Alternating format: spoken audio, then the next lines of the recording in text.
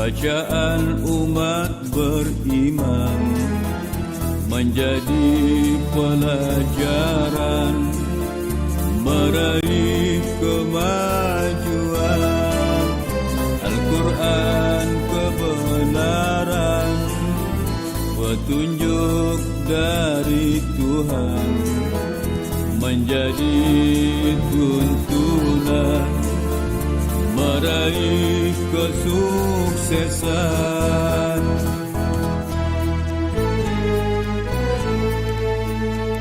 Wahai kawan-kawan, jangan lupa Al-Quran, bacalah siang dan malam, membawa ketenangan. Wahai kawan-kawan, jangan lupa Al-Quran, bacalah siang dan malam, meraih keridhaan. Al-Quran kalam Tuhan, bacaan umat beriman, menjadi pelajaran meraih kemajuan.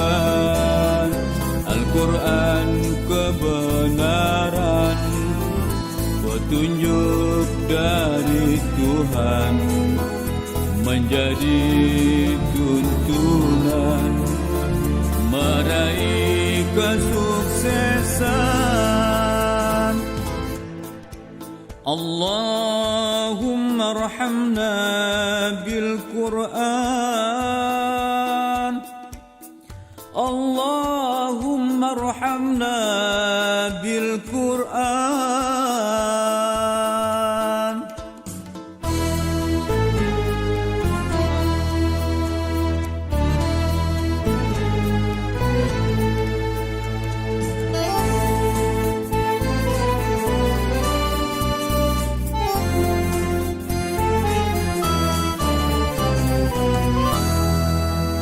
Al-Quran kalam Tuhan, bacaan umat beriman, menjadi pelajaran meraih kemajuan.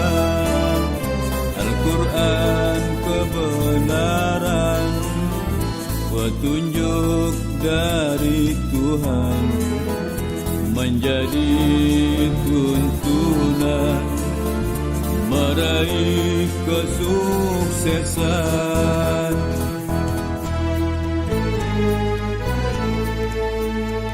Wahai kawan-kawan, jangan lupa Al-Quran, bacalah siang dan malam, membawa ketenangan.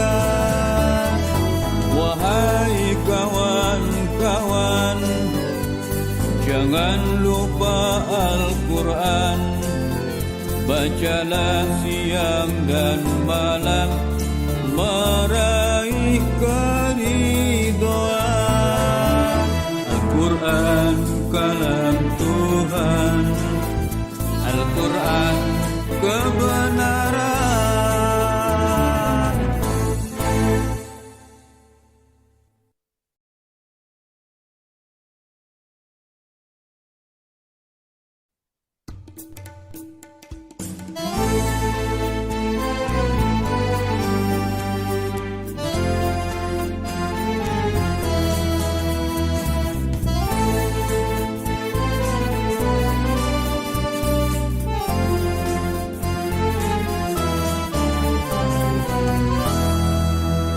Al-Quran kalam Tuhan, bacaan umat beriman, menjadi pelajaran meraih kemajuan.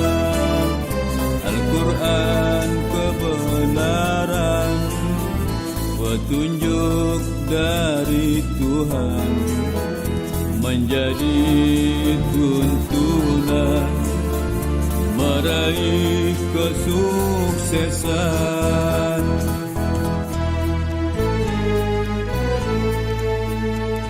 Wahai kawan-kawan, jangan lupa Al-Quran. Bacalah siang dan malam, membawa ketenangan. Wahai kawan-kawan, jangan lupa Al-Quran. Bacalah siang dan malam, meraih keridhaan. Al-Quran kalam Tuhan, bacaan umat beriman, menjadi pelajaran, meraih kemajuan.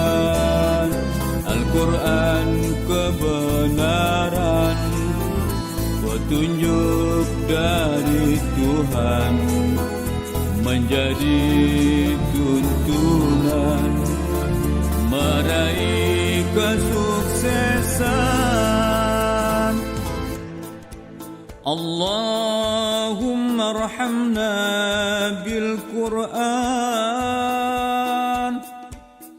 Allahumma arhamna bil Quran.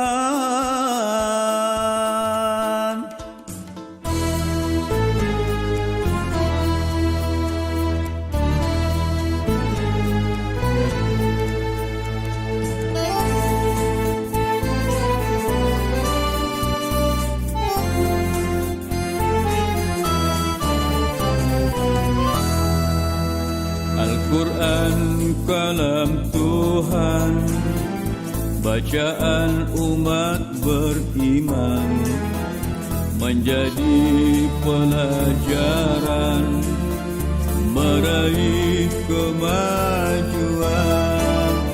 Al-Quran kebenaran, petunjuk dari Tuhan.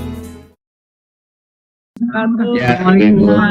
Waalaikumsalam Ibu-ibu, semua sehat ya. Waalaikumsalam. Alhamdulillah. Waalaikumsalam. Ibu-ibu. Ya, kelihatan seger ya. Waalaikumsalam semuanya. Waalaikumsalam. Luar biasa ya. Itikaf seger ya Pak. Iya.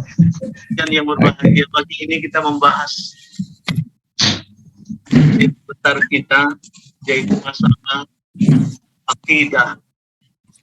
Itu pengajian Pondok Indah ya? Luar biasa Ibu, mencari ilmu di saat corona ini luar biasa. Iya Pak, dari jam 2 pagi Pak, 2.30 lagi acara itikaf Pak. Tadi sama Ustadz Ali Bahar. Iya, luar biasa. 10 hari terakhir. Ya. Oke, gimana Bu Dia, Bu Mulai. Susan, Bu Trisna, apakah kita Ya bisa dimulai Pak. Ya, silakan. Ya. Silakan Pak sebagai moderator ya Pak. Assalamualaikum warahmatullahi wabarakatuh. Waalaikumsalam warahmatullahi wabarakatuh. Alhamdulillah hari ini kita bisa berkumpul lagi dengan Zoom untuk mendengarkan tausiah dari Pak Ustadz Uci yang topiknya pada kali ini adalah sedekah dan zakat. Awalnya dimulai pembukaan tilawah oleh Ibu Del dan sari tilawah oleh Bu Febi. Lanjut tausiah dan tanya jawab.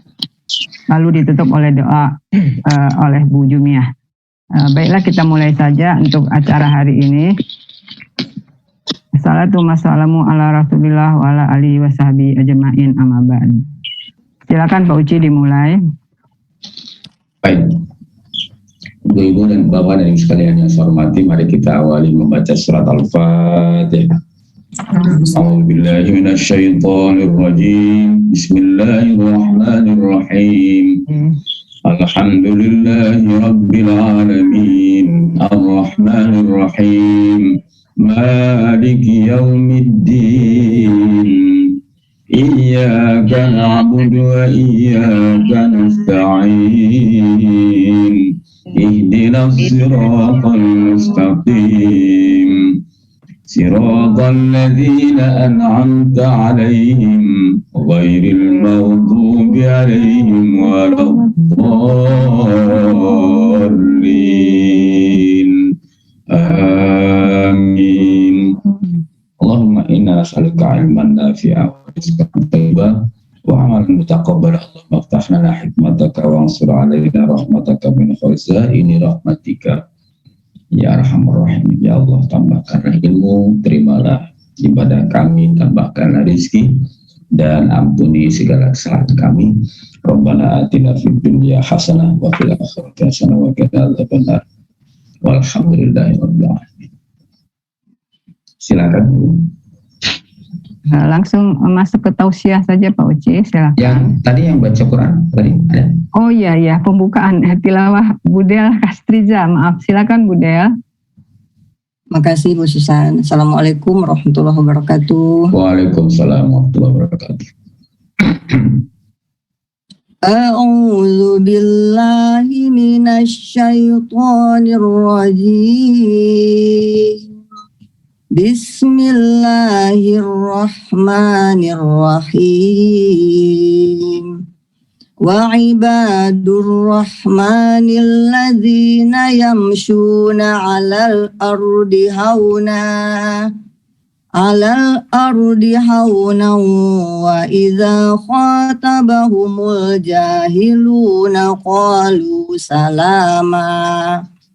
Walladzina yabituna li rabbihim sujjadan wa qiyama. Walladzina yaquluna rabbana asrif 'anna 'adzaba jahannam inna 'adzabaha kana gharama. Innaha sa'at mustaqarran wa muqama. Walladzina idza anfaqu lam yusrifu wa lam yaqturu wa kana baina dzalika qawama. Walladzina la yad'una ma'allahi ilahan akhara wa la yaqtuluna an-nafsa allati harramallahu illa bil haqqi wa la yaznun. Wa may yaf'al dzalika yalqa athama. Yudha'af lahul adzabu yaumal qiyamati wa yakhlud fihi muhana illa man taba wa amana wa amila amalan salihan faulaika yubaddilullahu sayyi'atihim hasanat. Wa kana Allahu ghafurar rahima. Wa man taba wa amila salihan fa innahu yatubu ila Allahi mataba. Walladzina la yashhaduna az-zura wa idza marru bil lagwi marru kirama. Walladzina idza dzukkiru bi ayati rabbihim lam yakhirru 'alaiha summan wa umyana. Walladzina yaquluna rabbana hab lana min azwajina wa dhurriyyatina qurrata a'yun waj'alna lil muttaqina imama. Ulaika yujzauna al-ghurfata bima sabaru wa yulaqawna يلقون فيها تحية وسلاما خالدين فيها حسنت مستقرا ومقاما قل ما يعبأ بكم ربي لولا دعاؤكم فقد كذبتم فسوف يكون لزاما صدق الله العظيم. Alhamdulillah, luar biasa Ibu Del, bacanya sudah bagus ya, panjang pendeknya, ritmenya sudah bagus kan. Oke, Alhamdulillah Ibu-ibu semua yang hadir. Terima kasih. Ya, saya tilawahnya silakan. Bismillahirrahmanirrahim.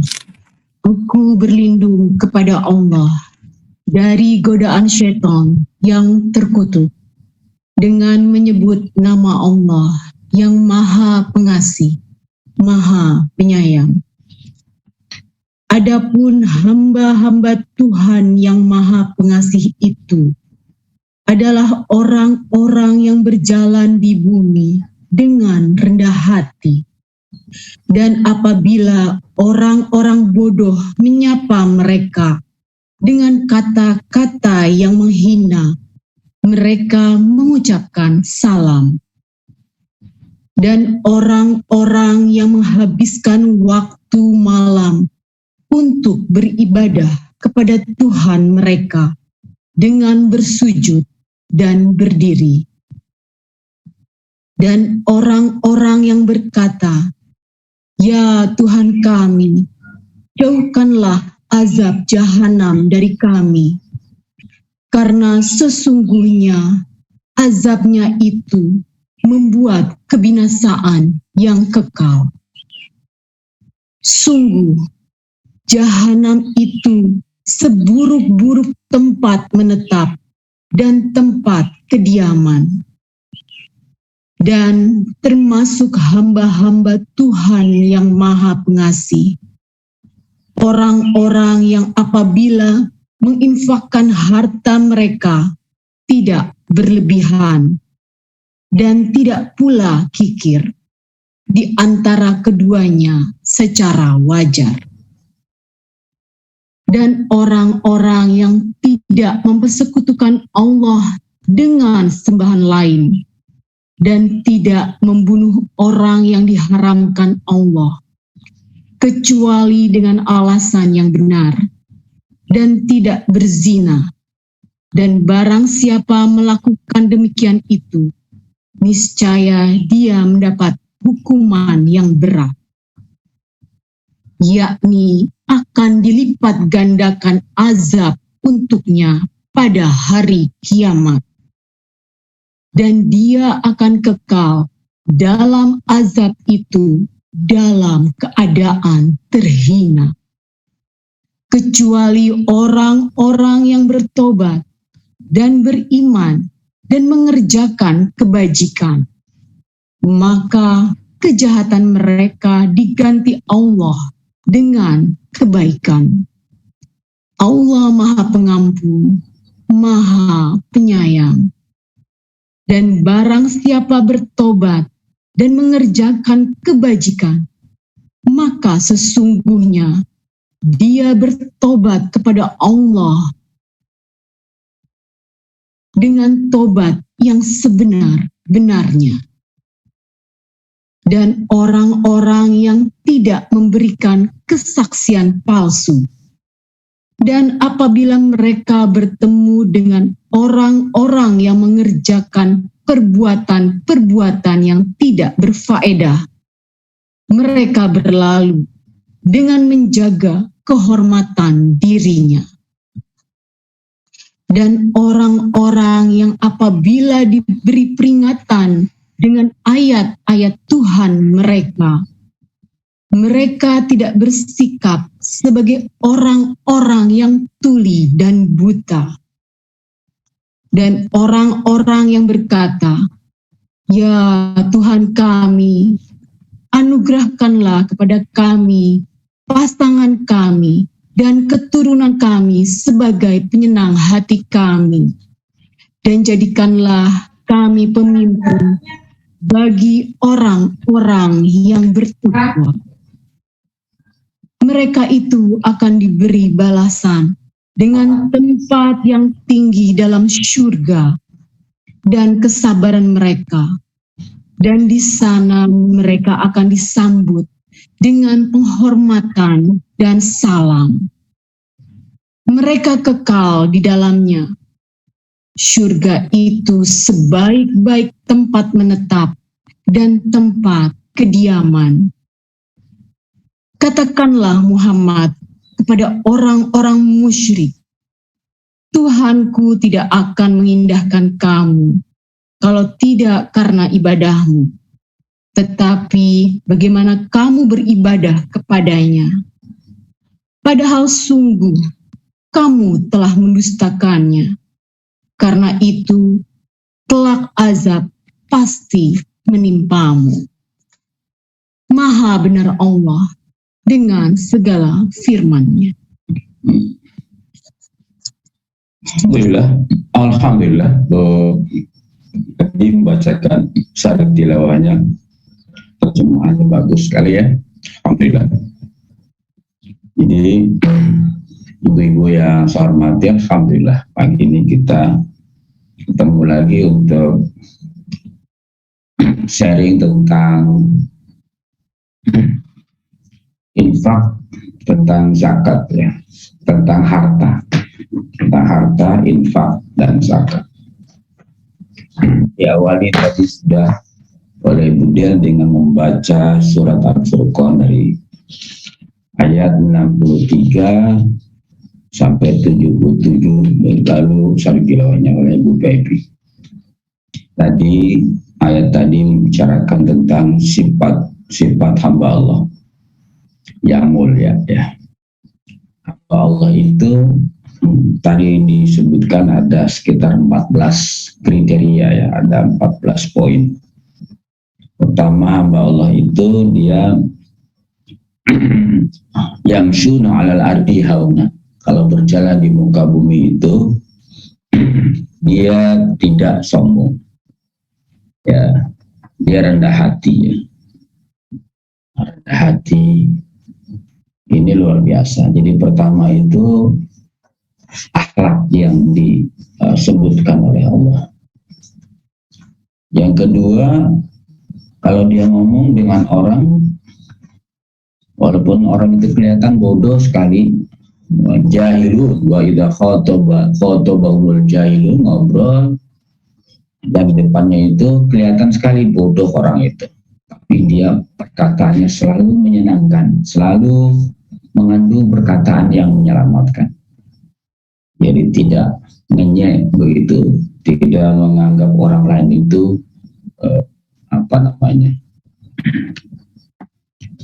hina begitu, selalu dia menghargai siapapun. Yang ketiga, kalau malam dia selalu bersujud pada Allah, artinya dia salat malam. Walladzina yabituna, dan lirabbihim, karena Allah saja, bukan karena siapa-siapa. Jadi salat malam benar-benar karena Allah. Yang keempat, dia selalu mohon pada Allah untuk minta dijauhkan dari siksa api neraka jahanam. Lalu yang kelima, dia kalau membelanjakan harta, dia tidak boros, tapi juga tidak kikir. Di antara kedua itu, wah itu luar biasa itu. Boros enggak, kikir enggak, di tengah-tengah. Yang keenam, dia tidak syirik, tidak menyembah yang lain kecuali pada Allah. Yang ketujuh, dia tidak membunuh jiwa yang diharamkan. Sebab ada jiwa yang halal dibunuh, yaitu jiwa yang sudah diputuskan oleh hakim atau dalam peperangan, atau dia mempertahankan jiwa atau mempertahankan harta, lalu dia terpaksa membunuh orang itu nggak apa-apa. Tapi kalau tidak ada alasan yang tiga itu, dia tidak berani untuk menghilangkan nyawa orang. Itu yang ketujuh. Yang kedelapan, wala yaznun, dan dia tidak berzina. Kalau dia melakukan tiga itu, dia syirik, dia membunuh jiwa yang diharamkan, lalu dia berzina, maka nanti siksanya berlipat ganda di akhirat. Tapi ternyata ibu-ibu dan bapak Yesus yang saya hormati, Allah itu selalu membuka pintu taubat. Jadi yang ke-9 itu illa man taba, ayat 70, illa man taba wa amana wa amila salihan wa amila amalan salihan faulaika yubadilullahu sayiatihim hasanat. Jadi kalau kita bertobat walaupun punya dosa syirik, pernah membunuh orang, pernah berzina, luar biasa Allah itu selalu membuka tobat siapapun, karena Allah itu sudah memproklamirkan Allah sendiri bahwa saya itu maha pengampun. Jadi ke-9 itu bertobat, kalau dia tergelincir dia bertobat. Ke-10 walladzina la yashhaduna zur, dia tidak mau jadi saksi palsu. Soal saksi ini kan luar biasa ya di aturan kehidupan sekarang ini. Saksi itu kan nggak sederhana ya. Dari 10 jadi saksi. Lalu wa idza marru bil lagwi, yang ke-11, kalau dia satu saat dia lewat di kerumunan orang yang tidak yang melakukan perbuatan yang tidak berguna, dia tidak mencibir dan dia tidak ikut larut di situ, menjaga kehormatannya, ya. Dia tidak ngenyek juga dan dia tidak ikut di situ. Itu yang ke-11. Yang ke-12, kalau diingatkan dengan ayat Al-Quran, dia tidak seperti orang yang tuli dan buta. Artinya dia mau diperingatkan. Itu yang ke-12. Yang ke-13, dia selalu berdoa, Rabbana walladzina yaquluna Rabbana hablana min azwajina wa dzurriyyatina qurrata a'yun.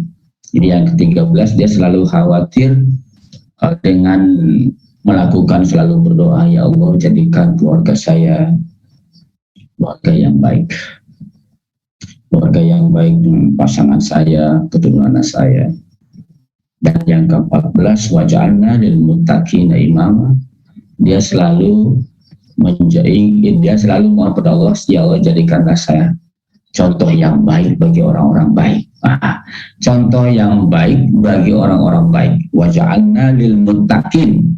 Itu waja'alna lil muttaqin, jadikan kami ini orang yang muttaqina imama, menjadi contoh bagi orang-orang yang bertakwa. Ini ibu-ibu yang saya hormati, orang soleh itu ada 14 kriteria. Ini kan luar biasa. Mudah-mudahan sudah ada di ibu-ibu semua di 14 ini ya. Ini contoh-contoh ini. Baik, pagi ini kita akan membicarakan tentang harta, sebenarnya tentang harta. Ibu-ibu yang saya hormati, saya memulai sedikit supaya pemahaman kita tentang tentang harta ini supaya nyambung, bahwa Rasulullah SAW menerima wahyu selama kurang lebih 13 tahun di Mekah. Itu semuanya berbicara tentang akidah, tentang keimanan kepada Allah Subhanahu wa Ta'ala, tentang Tuhan, siapa Tuhan, bagaimana Tuhan berkuasa dan seterusnya. Tentang Tuhan, mengenalkan Allah Subhanahu wa Ta'ala 13 tahun, luar biasa. Tidak sederhana mengenalkan Allah itu. Sampai mengerti, sampai paham. Karena kalau sudah mengerti siapa Tuhan, siapa nanti yang menjadikan kita, siapa yang menjadikan alam raya dan seterusnya, siapa yang memberi rezeki, siapa yang mengampuni, nanti setelah wafat kita mau kemana, Setelah mengerti itu, baru ada perintah tentang sedekah, tentang zakat, tentang yang lain, tentang pernikahan, tentang waris, dan segala macam. Karena kalau itu iman kepada Allahnya, maka yang lain juga susah untuk menjalankannya. Akan susah dia menjalankan sholat, menjalankan puasa, akan susah kalau iman kepada Allahnya tidak maksimal. Jadi mengenal Allah itu harus maksimal, makanya 13 tahun bisa dibayangkan. Kita lanjut ya. Di alam raya ini, menurut Quran, itu surah 10 ayat 55, itu semuanya milik Allah. Ya. Surah 10, 55, dan 66, semuanya milik Allah. Tidak ada pemilik yang sebenarnya. Pemilik yang sebenarnya adalah Allah Subhanahu. Lalu Allah menjelaskan di surat 2 ayat 29, bumi, langit, semuanya ini dijadikan oleh Allah untuk manusia. Jadi Allah yang menciptakannya, pemiliknya Allah, tapi untuk siapa? Untuk manusia. Allah tidak perlu. Ya, surat 2, 29. Kenapa? Kemudian Allah menjelaskan lebih jauh lagi, surat 45 ayat 13, surat 2 ayat 188, surat 4 ayat 29, bahwa manusia dalam mencari harta jangan sampai mengambil dengan cara yang salah. Itu surat 45 ayat 13, surat 2 ayat 188, surat 4 ayat 29. Jangan sampai manusia mencari harta itu dengan cara yang salah. Karena semuanya ini oleh Allah disediakan untuk manusia, maka bagi-bagilah harta itu. Pergunakanlah harta itu ya dengan sebaik-baiknya. Oleh karena itu, yang kedua, ibu-ibu yang saya hormati, bahwa harta itu statusnya ya, atau yang kedua, status harta itu pertama itu perhiasan ya, surat 18 ayat 46, surat 3 ayat 14. Yang kedua, status harta itu adalah surat 18 ayat 46, surat 3 ayat 14. Status harta itu pertama adalah perhiasan. Ya, ini kalau kita baca panjang satu persatunya ini garis besarnya dulu ya.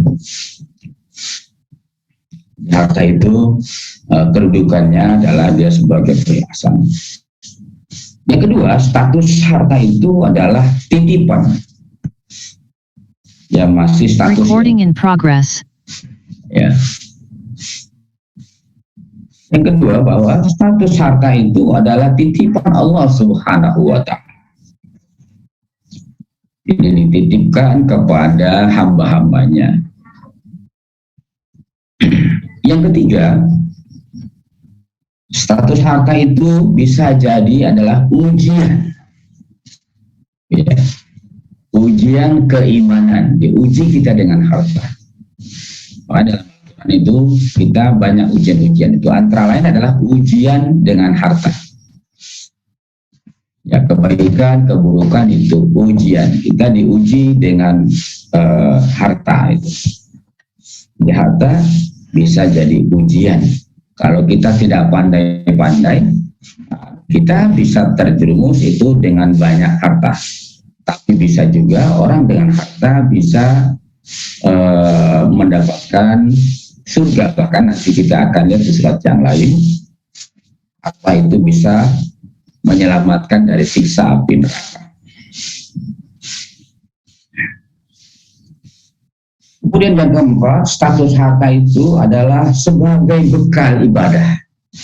Itu ya, sebagai bekal ibadah pada Allah Subhanahu wa ta'ala. Kalau tidak punya harta juga nggak bisa apa-apa. Jadi harta itu sebagai bekal. Kemudian yang berikutnya yang kelima, surat 9 ayat 111, harta itu adalah kenikmatan yang harus disyukuri. Ya. Surat 9 ayat 111 dan surat 14 ayat 7 bahwa harta itu kenikmatan yang harus disyukuri. Ya, nikmat dari Allah Subhanahu wa Ta'ala. Ya.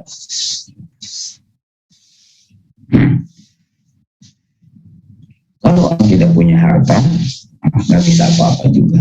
Makanya harta itu katanya itu tidak perlu sebenarnya, tapi penting. Tidak perlu tapi penting. Gimana itu ya? Harta itu tidak perlu tapi penting. Ya sama aja, jadi penting juga. Perlu juga akhirnya sih ya gitu.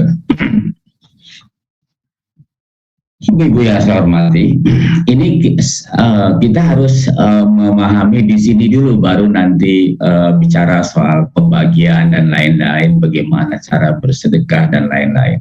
Ini kedudukan harta dulu ya. Kemudian bahwa harta sebagai ujian itu di surat 89 ya, 89 surat 89 ayat 15, 16, 17, 18, 19, 20. Itu kita ada ujian harta ya. Di surat 89 boleh dibaca ini ya. Surat 89 ayat 15 dari mulai ayat 15 sampai 20 ya. Boleh dibaca terjemahannya Ibu Dia, boleh silakan. Bu Susan. Bu Susan silakan Bu Susan. 89 ayat 15. Ya. Adapun manusia apabila Tuhan mengujinya lalu memuliakannya dan memberinya kesenangan, maka ia berkata, Tuhanku telah memuliakanku. Namun apabila Tuhan mengujinya lalu membatasi rezekinya, maka ia berkata, Tuhanku telah menghinakanku. Sekali-sekali tidak, bahkan kamu tidak memuliakan anak yatim, dan kamu tidak saling mengajak untuk memberi makan orang miskin, dan kamu memakan harta warisan dengan cara mencampurkan yang halal dan yang haram, dan kamu mencintai harta dengan kecintaan berlebih-lebihan. Ini dia surat 89, kita diajak oleh Allah untuk merenungkan. Pertama katanya manusia itu apabila diuji oleh Allah dengan banyak kekayaan diberikan, Allah telah memuliakan. Nah, diberi kesenangan, lalu dia berkata, Rabbi akramani, Tuhanku telah memuliakan saya. Tapi begitu disempitkan rezekinya, Allah Rabbi ahanan, Allah telah menghinakan saya, Allah telah menghinakan saya. Tidak demikian, kedua-duanya sama sebenarnya. Ya, kedua-duanya sama. Nah, dengan kekayaan kita diuji, dengan kemiskinan juga adalah ujian. Nah, cuma kemudian kalau orang katanya, ya kalau disuruh pilih sih kita lebih baik diuji dengan kekayaan gitu kan. Padahal bisa jadi lebih berat. Nah, maka antara lain ibu-ibu yang saya hormati, bapak yang saya hormati, kita harus pandai di sini. Ya, membagikan mendistribusikan harta supaya berkah itu menjadi penting. Supaya karena dalam hadis nanti ada orang oleh Allah dikasih harta. Karena kata Allah orang ini pandai dia untuk mengatur harta. Bagaimana menggunakannya, bagaimana hak-haknya. Lalu dia selalu bersyukur kepada saya. Selalu dekat dengan saya. Lalu ada orang, kalau dia diberi harta, dia kata Allah jauh dengan saya. Kalau diberi harta, dia jauh dengan saya. Maka lebih baik saya miskinkan dia supaya dia dekat dengan saya. Jadi lebih baik kan kita punya harta, tapi Allah senang dengan kita. Jadi kalau punya harta, kita jauh dengan Allah, kata Allah ini, waduh, sementara dia kalau dimiskinkan dekat dengan saya miskinkan aja dia. Jadi jangan sampai kita dimiskinkan karena Allah tahu bahwa kalau kita kaya itu jadi jauh dengan Allah Subhanahu wa Ta'ala. Ya, tahanan ya. Jadi kemudian dia tidak lupa kepada anak yatim, pada orang susah begitu. Dan kamu tidak saling mengajak memberi makan orang miskin. Jadi kita lupa kepada orang-orang yang tidak mampu, cuek begitu. Maka itu akan menjadikan kita bisa jadi susah, dimiskinkan oleh Allah Subhanahu wa Ta'ala, disusahkan dengan harta itu. Bahkan katanya begini, kalau harta itu susah, itu dikeluarkannya bisa lewat penyakit. Itu ada penyakit, tapi ibu jangan salah ya, nanti wah kalau saya punya penyakit berarti ini ujian karena tidak mengeluarkan harta, jangan begitu. Ada katanya penyakit kecil Bu ya, penyakitnya kecil cuma ya bengkak tapi nggak sembuh-sembuh begitu Bu. Ke dokter lagi begitu.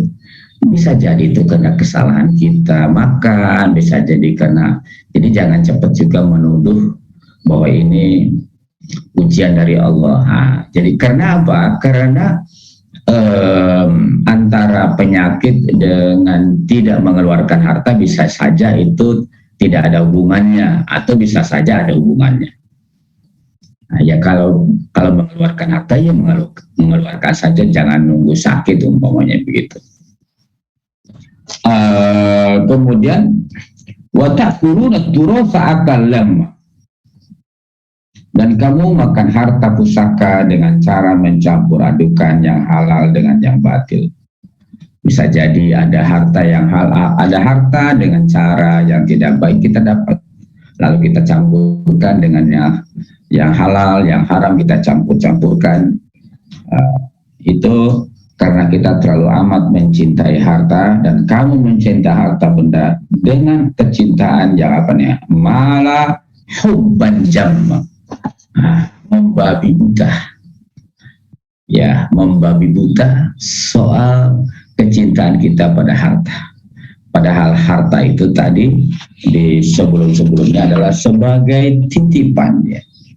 Harta itu adalah sebagai ujian, bahkan harta itu sebagai bekal untuk ibadah kepada Allah Subhanahu wa Ta'ala. Nah, coba sekarang kita lihat ibu-ibu yang saya hormati, orang yang mabuk harta. Ini orang yang mabuk harta di surat 18 ayat 32. Surat 18 32 sampai 46. Ini orang yang mabuk harta. Kita lihat di sini apakah kita ada di situ atau enggak ada. Nggak usah bilang-bilang, nggak usah bilang-bilang, diam-diam aja gitu kan. Coba kita lihat ya, mohon untuk dibaca terjemahannya. Ibu 2 ayat, satu orang 2 ayat aja gantian, boleh Bu, supaya kita paham betul bagaimana harta itu harusnya kita manfaatkan, atau bagaimana kita bersikap dengan harta itu. Silakan.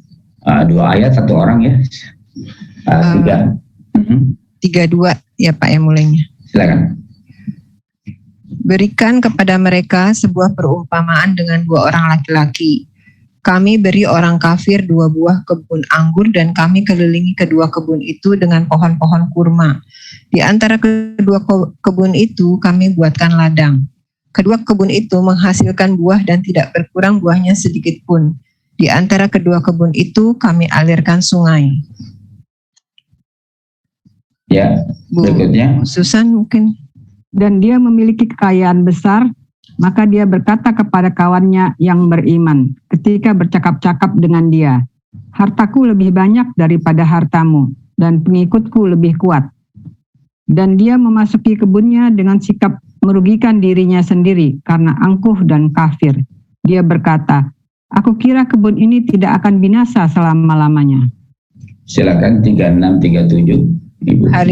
Hari kiamat itu tidak akan datang. Jika aku dikembalikan kepada Tuhanku, pasti aku akan mendapat tempat kembali yang lebih baik daripada ini. Kawannya yang beriman berkata kepadanya, apakah kamu ingkar kepada Tuhan yang menciptakanmu dari tanah, kemudian dari setetes air mani, lalu menjadikanmu seorang laki-laki sempurna? 3839. Tetapi aku percaya bahwa Dialah Allah Tuhanku, dan aku tidak mempersekutukan Tuhanku dengan sesuatu pun. Dan mengapa ketika engkau memasuki kebunmu tidak mengucapkan, Masya Allah, la quwata illa billah. Sungguh atas kehendak Allah semua ini terwujud. Tidak ada kekuatan kecuali dengan pertolongan Allah.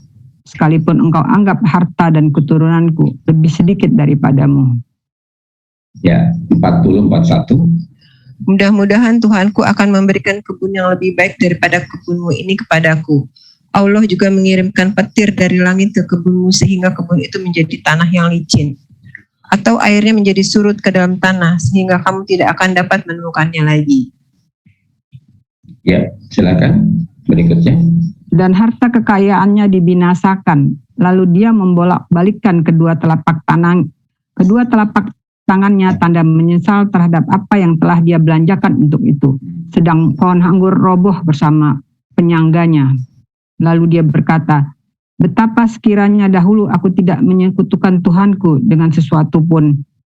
Dan tidak ada lagi baginya segolongan pun yang dapat menolongnya selain Allah. Dan dia pun tidak akan membela dirinya. Ya, 4546. Di sana pertolongan itu hanya dari Allah yang maha benar. Allah lah yang memberi pahala terbaik dan memberi balasan terbaik. Buatkanlah untuk mereka perumpamaan kehidupan dunia ini ibarat air hujan yang kami turunkan dari langit sehingga menyemburkan tumbuhan-tumbuhan di bumi. Tumbuhan-tumbuhan itu kemudian menjadi kering dan diterbangkan oleh angin. Allah maha kuasa atas segala sesuatu. Terakhir 46. Harta dan anak-anak adalah perhiasan kehidupan dunia, tetapi amal kebajikan yang terus-menerus adalah lebih baik pahalanya di sisi Tuhanmu, serta lebih baik untuk menjadi harapan. Baik. Bapak dan Ibu sekalian yang saya hormati, ini gambaran orang yang mabuk harta. Ya, mabuk kepayang dengan harta. Pertama, Allah menjelaskan pada kita di ayat 32 disuruh Allah untuk memberikan perumpamaan dua orang laki-laki. Dan ini dalam satu riwayat pernah terjadi sebenarnya, walaupun Allah ngomongnya itu misal, tapi pernah terjadi. Kakak beradik yang satu kaya, yang satu miskin. Nah, yang kaya ini, yang berhasil ini, yang kaya, dia punya dia punya kebun anggur dan dikelilingi kebun anggur itu dengan pohon-pohon kurma. Yang kebun kurma itu luar biasa, dibuatkan lagi ada selain kebun kurma ada ladang, ada sawah begitu. Ini kan terbayang luas, ya sawahnya luas, kebunnya ada pohon kurma, pohon anggur. Lalu katanya 33, kedua buah kebun itu menghasilkan buahnya dan kebun itu tidak kurang buahnya sedikit pun, dan kami alirkan sungai di celah-celah kedua kebun itu. Oh, jadi buahnya luar biasa, banyak sekali. Artinya ini kurma dan anggur ini buahnya maksimal. Lalu katanya di kebun itu ada sungai yang indah sekali sungainya. Sehingga kalau orang mengambil airnya lalu dia meminum air itu dari sungai itu, berani untuk mengambil air itu untuk dia minum, saking bersihnya itu air. Jadi ini kan berarti kebunnya bagus sekali, ya, bagus sekali, hasilnya bagus, ya, tempatnya juga bagus begitu. Sehingga orang ini memang luar biasa, punya kekayaan yang banyak, yang maksimal. Ayat 34-nya, dan dia mempunyai kekayaan besar, maka ia berkata kepada kawannya yang mukmin ketika ia bercakap-cakap, dia sering ngobrol soal harta. Nah, terbetik di hatinya. Harta saya lebih banyak daripada harta Anda. Saya lebih kaya daripada Anda. Nah itu Bapak dan Ibu, ketika kita mengatakan seperti itu, kita sebenarnya sudah sombong di situ. Bahwa pengikutku lebih banyak, hartaku lebih banyak. Kita di situ sebenarnya sudah sombong tentang kekayaan ini. Lalu katanya apa lagi? Dan dia memasuki kebun sedang dia zalim terhadap dirinya sendiri. Aku kira tidak akan binasa. Jadi karena pengelolaan kebun ini bagus, airnya bagus, Ibu, pokoknya ditata sedemikian rupalah kebun itu, sehingga tidak mungkin kebun ini bisa binasa, tidak mungkin bangkrut itu kebun itu. Saya kira kebun ini akan terus menerus bagus seperti ini. Nah itu katanya itu zalim dia. Karena yang menyuburkan walaupun kita yang memupuk segala macam itu tetap Allah Subhanahu wa Ta'ala. Jadi dia itu zalim terhadap dirinya sendiri. Ya. Aku kira tidak akan binasa, kebun ini akan terus menghasilkan buah yang banyak dan saya tidak akan kekurangan. Nah, itu sebenarnya kita sudah zalim. Jadi zalim itu Ibu bukan hanya membunuh orang atau menyiksa orang, tapi bisa zalim terhadap diri kita ketika kita berkata, kayaknya sih ini nggak bakal binasa, ini kebun saya ini nggak bakal rusak lah, nggak bakal. Itu sudah zalim ternyata itu. Jadi bentuk zalim itu bukan hanya zalim kepada orang lain, tapi bisa juga zalim kepada diri kita sendiri. Lalu ayat 36-nya, dan aku tidak mengira hari kiamat itu akan datang. Kiamat juga bakal datang lah. Bakal datang, nggak bakal terjadi. Dan jika sekiranya aku dikembalikan kepada Tuhan, dan seandainya juga ada kiamat itu terjadi, pasti aku akan dikembalikan kepada yang lebih baik dibandingkan dengan kebun-kebun ini. Ini orang dia percaya habis terhadap dirinya, dan seandainya terjadi kiamat lalu aku dikembalikan kepada Tuhan, pasti aku akan mendapatkan tempat yang lebih baik lagi daripada kebun ini. Itu sombong kebaikan juga ternyata tidak boleh. Umpamanya kita sering tahajud, sering macam-macam, sering baca Quran, wah kayaknya sih pasti kita akan dikembalikan kepada tempat yang baik, begitu. Itu Ibu, katanya nanti kita akan lihat, itu datang kepada Allah itu harap dan cemas. Mudah-mudahan saya selamat ya Allah, tapi bisa jadi saya tidak selamat. Itu di antara itu, ya Allah mudah-mudahan saya selamat, tapi bisa juga saya tidak selamat. Pengennya sih ya Allah selamat, tapi bisa juga tidak selamat. Itu di tengah-tengah itu Ibu, tuh kita tuh selalu ada di tengah, tidak di pinggir kanan, tidak di pinggir kiri, Ibu. Ya, hidup orang Islam itu wasaton itu, ya, harap dan cemas. Dalam berdoa juga begitu, harap cemas. Tidak percaya habis pasti masuk surga gitu kan. Ya Allah, bisa jadi saya masuk surga, tapi bisa jadi saya masuk neraka juga. Jawaban siapa itu Ibu? Itu jawaban Umar Ibn Khattab.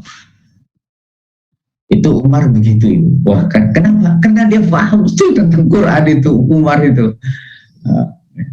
Bisa jadi saya masuk surga, tapi bisa jadi saya masuk neraka. Itu Umar Ibn Khattab itu nampaknya dia paham betul tentang Quran ya. Itu Umar ya. Kalau kita mau ikut pemahaman siapa Ibu, ya pemahaman Quran beginilah. Jadi kita bisa saja masuk surga, kita bisa saja masuk neraka, sehingga kita harus selalu hati-hati di situ dan tidak akan sombong di situ, karena kemungkinan kita juga bisa masuk neraka, tapi kemungkinan kita bisa masuk surga. Itu Ibu.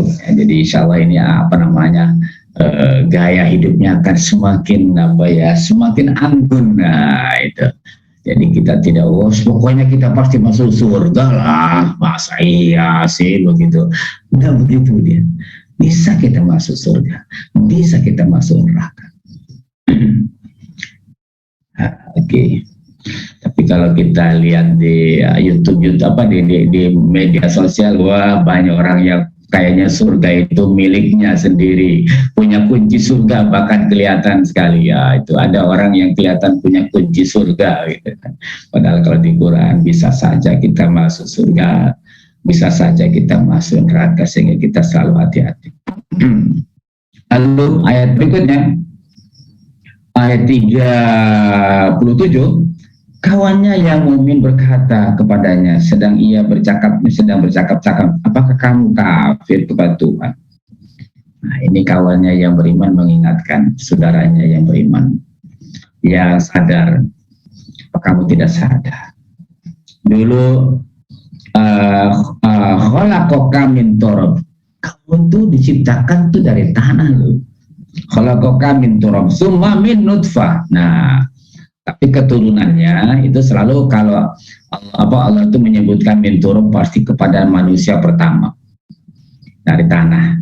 Tapi kemudian Allah summa min nutfah, dari setetes air itu pasti keturunannya. Kemudian summa sawwaka rajula, kemudian kamu menjadi seorang laki-laki yang sempurna, yang gagah, kaya, ganteng begitu. Asalnya kamu ingat ya, itu dari tanah, keturunan bapak kita dari tanah Adam. Lalu keturunannya pasti dari setetes air. Kita dulu setetes air, bukan apa-apa, bukan siapa-siapa kita. Lalu kita dijadikan manusia luar biasa, jadi cantik ya, luar biasa, jadi terjadi punya istana begitu, punya bungalow, punya gunung emas begitu, punya macam-macam gitu ya. Dulu kita sebenarnya adalah tanah bapak kita, dan kita diciptakan oleh Allah dari setetes air. Ini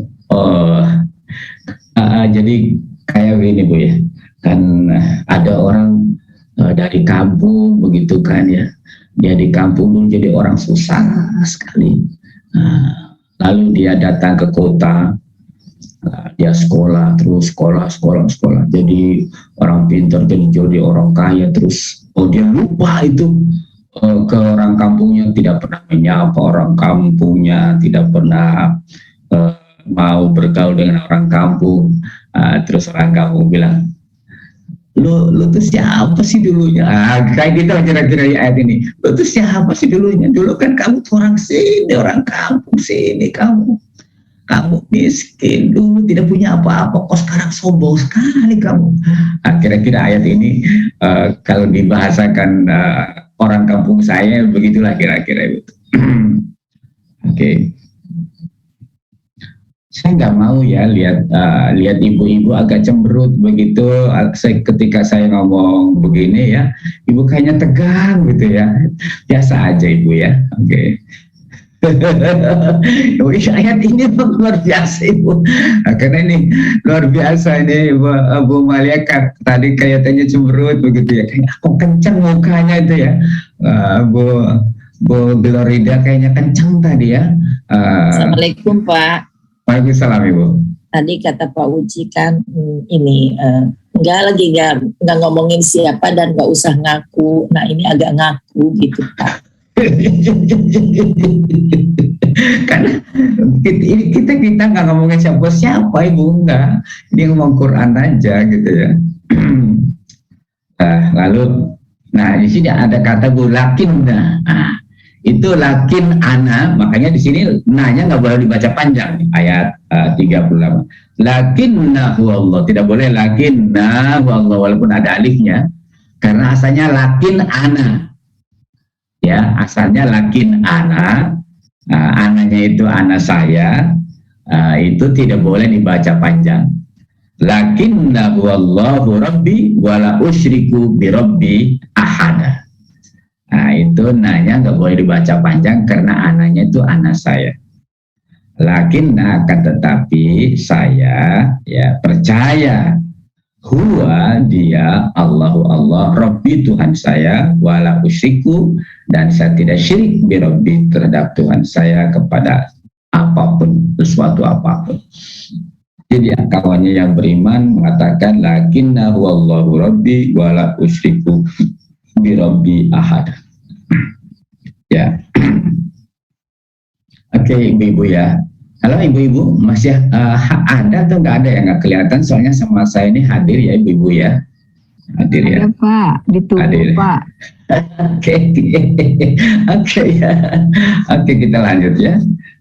Saya juga takut ibu dengan ayat-ayat ini. Kemudian berikutnya, nah bagaimana sikap kita ibu supaya kita, nah ini yang sering saya bilang bahwa kita ada istighfar orang kaya.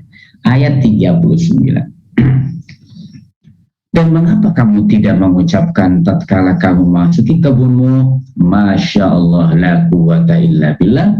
Sungguh atas kehendak Allah semua ini terwujud, tiada kekuatan kecuali dengan pertolongan Allah. Sekiranya kamu dianggap aku lebih sedikit daripadamu dalam hal harta dan keturunan. Kenapa kata yang beriman ini, kata teman yang beriman ini, ya, jadi seolah-olahnya yang mengajar itu adalah temannya, padahal ya Allah itu. Allah itu indah sekali cara mengajar kita itu, meminjam hambanya seolah-olah itu si hamba itu ya yang ayat 38 itu saya gitu kan, temannya yang beriman itu, padahal ya Allah yang ajar kita. Katanya, kenapa kamu tidak mengucapkan ketika kamu masuk kebun itu, Masya Allah la quwata illa billah. Ini semua terjadi, kamu jadi orang, kamu jadi pintar, kamu jadi kaya, kamu jadi hebat. Itu semuanya pemberian dari Allah. Kira-kira seperti itu. Kamu pemberian dari Allah semua itu. Jadi ibu, ini antara lain istighfar orang kaya. Masya Allah la quwata illa billah. Istighfarnya orang kaya, orang pintar, orang berkuasa, orang ini istighfarnya. Masya Allah la quwata illa billah. Maka sering-seringlah ibu beristighfar itu, bahwa semua ini adalah pemberian dari Allah. Jadi ketika kita masuk ke rumah kita, ketika kita masuk ke kebun kita, ketika kita masuk ke kantor kita, ketika kita masuk ke mana saja yang milik kita, ya mungkin punya ibu-ibu ada yang punya pesawat mungkin begitu, masuk ke pesawat kita, ke kendaraan kita, Masya Allah la quwata illa billah. Ini pemberian dari Engkau ya Allah. Ini izin Engkau ya Allah semuanya. Jadi Masya Allah la quwata illa billah itu maksudnya Bu, ini semuanya pemberian dari Engkau. Ini izin Engkau ya Allah. Saya diberikan titipan ini izin Engkau ya Allah. Bukan karena kehebatan saya. Itu maksudnya itu. Jadi Masya Allah la quwata illa billah. Jadi dari mulai ayat 32 sampai 39 kita diantarkan, diberi pemahaman bahwa seyogyanya ketika kita memiliki apa saja kita harus berkata Masya Allah la quwata illa billah, maka insya Allah kita selamat dari syirik harta. Ya, itu dari syirik ilmu, dari syirik pangkat dan seterusnya, kepangkatan kedudukan kita apa saja yang itu kita selamat dari. Sedangkan dosa syirik itu adalah dosa besar itu. Ya ini wala usyrik, jangan syirik kepada Allah. Allah tidak mau dibanding-banding dengan harta, dengan kedudukan, dengan kekayaan, karena Allah itu miliknya, itu punyanya. Masa saya dibandingkan dengan makhluk saya lah, ya. Jadi ini ibu hati-hati dalam hidup ini, kita sebentar jangan sampai kita pulang kembali kepada Allah. Kamu tidak mentuhankan saya, tapi engkau mentuhankan makhluk saya berupa kedudukan, pangkat dan seterusnya. Bahkan nanti di dalam Al-Quran itu kita akan dihadapkan kepada malaikat dan kepada batu-batu atau apa saja yang pernah kita sembah. Nanti kalau malaikat tanya, malaikat kamu pernah dituhankan oleh orang ini? Oh, saya nggak merasa, itu dia sendiri yang salah. Kepada batu, hei batu, kamu pernah dituhankan ya oleh orang ini? Oh enggak, saya nggak merasa, dia saja yang tuhankan saya. wah itu nanti kacau nanti kita. Ya, jadi nanti ditanya semua kita ditanya oleh Allah Subhanahu wa Ta'ala, dihadapkan dengan Tuhan-Tuhan itu, ya. Dihadapkan dengan Tuhan-Tuhan itu, yaitu seperti di surat 34 ayat 40, kita nanti dihadapkan kepada malaikat, kepada apa saja. Malaikat, kamu pernah dituhankan ya oleh orang ini? Oh, saya nggak merasa Tuhan, ya dia sendiri saja yang salah, ya.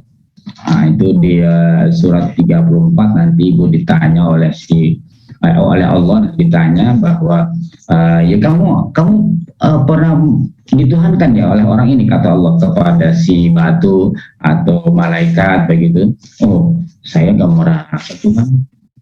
Itu di surat 34 ayat 40 ini orang ditanya. Di waktu itu Allah mengumpulkan semua manusia, kemudian Allah berfirman kepada malaikat, apakah mereka ini dahulu menyembah kamu? Kata Allah kepada malaikat, hei malaikat, apakah orang ini dulu pernah menyembah kamu? Malaikat kemudian menjawab, Maha suci Engkau ya Allah, pelindung kami, bukan mereka, bahkan mereka telah menyembah jin, kebanyakan mereka beriman kepada jin itu. Jadi ada yang menyembah jin, ditanya ada yang menyembah, kayak malaikat dia menyembah jin, bukan menyembah saya, bukannya menyembah batu, menyembah tanah segala macam. Itu nanti dijawablah oleh mereka itu, kami tidak merasa dia sendiri yang menyembah kami tidak merasa disembah, kami Maha suci Engkau ya Tuhan kami, Engkau ya Allah, tidak pantas kami dituhankan. Itu nanti ditanya itu. Jadi jangan sampai kita harta kita jadi Tuhan kita, dan seterusnya. Oke, kita lanjutkan Ibu ya ke surat 18 ayat 40. Maka mudah-mudahan, kata orang yang beriman ini, Tuhanku akan memberi kepadaku kebun yang lebih baik daripada kebun ini, dan mudah-mudahan dia mengirimkan ketentuan berupa petir dari langit kepada kebun-kebunmu, sehingga kebun itu menjadi tanah yang licin. Konon Ibu terjadi. Jadi tanah itu kemudian disambar petir, ya, kebun-kebun yang indah itu hancur. Airnya kemudian menjadi surut, ya.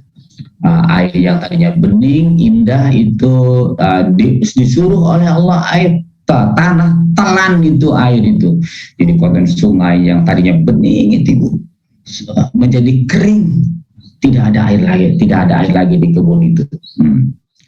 Harta kekayaan dibinasakan, ayat 42, lalu dia membulak-balik kedua tangannya, tanda menyesali terhadap apa yang ia telah belanjakan untuk itu.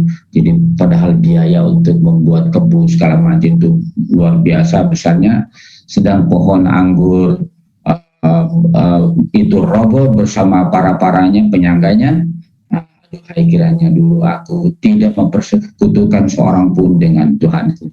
Jadi Ibu, mempersekutukan Tuhan itu bukan hanya menyembah berhala, tapi menyembah kedudukan, menyembah harta kita, menyembah ilmu kita, menyembah, bisa jadi Tuhan itu. Bisa jadi Tuhan, apa saja bisa jadi Tuhan. Jadi semuanya harus kita kembalikan, Masya Allah, la quwwata illa billah. Ini pemberian dari Allah. Itu insya Allah selamat dari syirik kepada apapun. Ya, tadi harta, pangkat, gitu, kedudukan dan seterusnya, itu bisa selamat.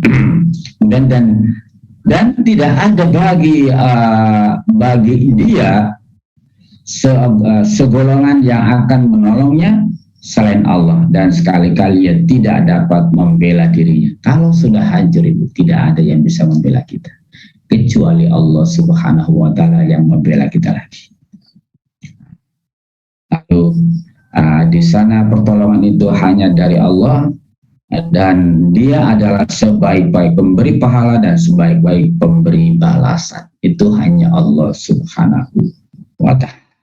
Lalu Allah memulai lagi wadrib lahum ayat 45, wadrib lahum masalah hayatid dunya kama in anzalnahu minas sama. Beri perumpamaan lagi tentang dunia ini seperti air yang turun dari langit, kemudian subur tanaman itu setelah dihujani oleh air di muka bumi, kemudian tumbuh-tumbuhan itu menjadi kering, yang diterbangkan oleh angin, dan adalah Allah Maha Kuasa atas segala sesuatu. Jadi keberlakuan dunia ini, entah harta, entah pangkat, itu seperti air hujan.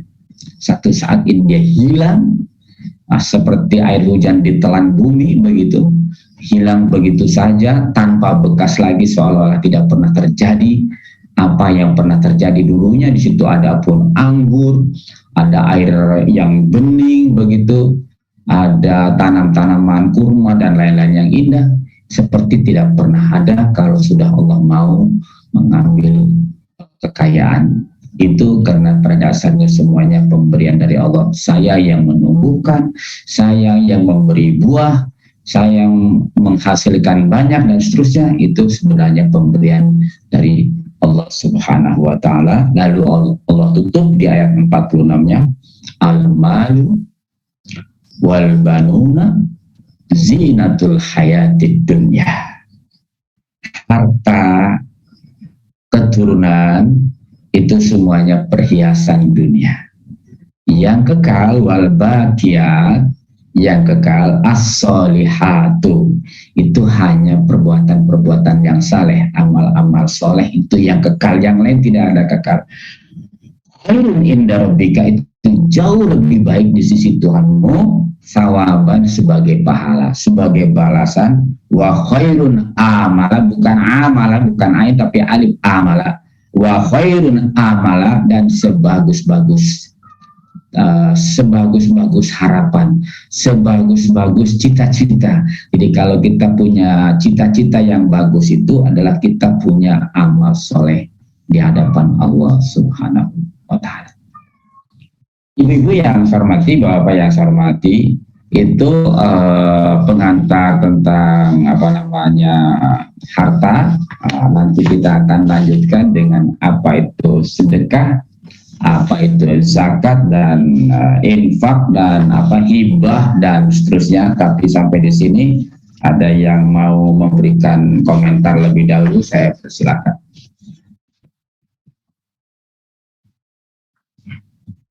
Afwan Pak Uci, ya. Karena kita butuh untuk membersihkan harta-harta yang kita punya, mungkinkah kita bisa tahu secara garis besarnya dulu ukuran berapa zakat untuk harta yang kita miliki? Oke. Makasih Pak Uci. Baik. Atau ada yang mau nambahkan belum saya lanjut? Selain Bu Susan, ada Bu Dia mau nambahkan? Pak Ustadz, boleh Pak Ustadz, mohon maaf. Silakan Ibu Endang ya. Ya Pak, menyambung tadi pertanyaan atau komentar Ibu Susan. Ini Pak sambil menanyakan, kita selama ini kan tidak tahu membayarnya sebesar apa ya waktu kita sibuk. Setelah pensiun sama Pak. Nah sekarang kita berapa besarannya mungkin juga perlu Bapak jelaskan. Nah yang dulu-dulu Pak yang pernah kita tidak melakukan itu bagaimana ya Pak? Oke. Ya, mohon pencerahannya Pak. Terima kasih. Waalaikumsalam warahmatullahi wabarakatuh. Pertama saya langsung dulu ya. Itu coba ambil surat 9 dulu ya. Ini sudah menyangkut ke teknis ya. Surat 9 ayat 60 dulu ya. Ini pertama gini dulu. Saya ingin menjelaskan ibu-ibu yang saya hormati, apapun namanya, apakah itu zakat, apakah itu hibah, apa itu jariyah, itu sebenarnya judulnya itu sedekah. Ya, itu judulnya sedekah. Sedekah berupa zakat, sedekah berupa hibah, sedekah berupa jariyah, sedekah berupa hibah, itu judulnya sedekah ya. Jadi harta itu nanti ada yang bisa jadi zakat, ada yang bisa jadi hibah, ada yang bisa jadi wakaf, ada yang bisa jadi jariyah. Itu judulnya itu sedekah, Ibu ya. Apa tuh sedekah, supaya kita nyambung? Asal kata dari sodako, asalnya benar. Sidik, itu asalnya benar. Jadi orang yang berzakat, orang yang bersedekah, orang yang hibah, orang yang wakaf, itu artinya dia percaya ada hari kebenaran, ada pahala di sisi Allah Subhanahu wa Ta'ala. Dia membenarkan itu, ya, itu benar ya. Walaupun nanti ada istilah sedekah, tapi sebenarnya judul besarnya itu sedekah itu, ya. Sedekah, ya. Sedekah itu judulnya itu sedekah. Arti sedekah itu dari kata sodako. Jadi dari kata sodako, lalu nanti turunannya ada zakat, ada infak, ada jariyah, ada hibah. Itu sebenarnya itu judul besarnya itu adalah sedekah. Nah, coba kita lihat surat 9 ayat 60, Bu ya. Ini zakat dulu nih. Saya bicara soal zakat dulu. Nah, diberikan istilah di sini oleh Allah sedekah, tapi maksudnya adalah zakat. Innamas shadaqatu lil fuqara'i wal masakini wal 'amilina 'alaiha wal mu'allafati qulubuhum wa fir riqabi wal gharimina wa fi sabilillahi wa ibnis sabil faridatan minallahi wallahu alimun hakim. Kata Allah, yang berhak menerima zakat sesungguhnya sedekah itu, atau yang disebut yang dimaksud di sini zakat itu pertama untuk orang fakir. Ya. Orang fakir itu adalah orang yang sangat sengsara hidupnya, tidak mempunyai harta dan tenaga untuk memenuhi kehidupannya, untuk bisa hidup. Jadi dia miskin, tenaga nggak punya, jadi dia tidak bisa itu miskin, tidak bisa berusaha. Itu yang pertama yang punya hak itu miskin. Apa fakir? Fakir. Kemudian yang kedua miskin. Orang miskin itu adalah orang yang dia punya penghidupan tapi nggak cukup.